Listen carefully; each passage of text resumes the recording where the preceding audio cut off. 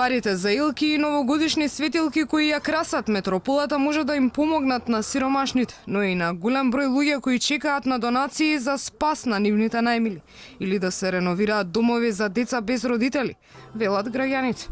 Град Скопје за украсување годинава одвои 260.000 евра, рекордна сума до сега. Многу. Мислите дека овие пари можеа да се пренамена? Може да се напренамена за подобри цели, да се некој што понема, да му се помогни. Има доста семејства кои се во сиромаштија. Јас сум родител на дете со посебни потреби, каде што учи во посебно основно училиште, условите со некои илјадарка евра може да се направат многу подобро, а со 286 може и нова школа да се направи. А за многу похумани цели него. Помош на некого, еве на болните деца, на било што. Може би ќе ги намалат цените нареден пат. Малку поскромна прослава за почист воздух или град без ѓубре се подобра намена за илјадниците евра кои се даваат за да се создаде празнична атмосфера која се уште ја нема, коментираат скопјани.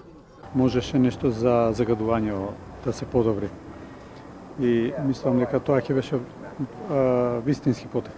Колку и да се одвоени, пак се малку, затоа што гледаме пак има загаденост. Значи, кога има ветер, само тогаш ќе да флорет, иначе пак загаденост, се осеќа.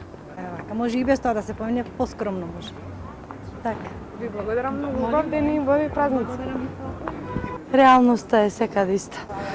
Таму кај што нема радост. Со 250.000 евра, град Скопје не ги купи декоративните светилки и елки, туку ги изнајми на еден месец. Од друга страна, жителите на главниот град велат дека метрополата никогаш не била позагадена и повалкана.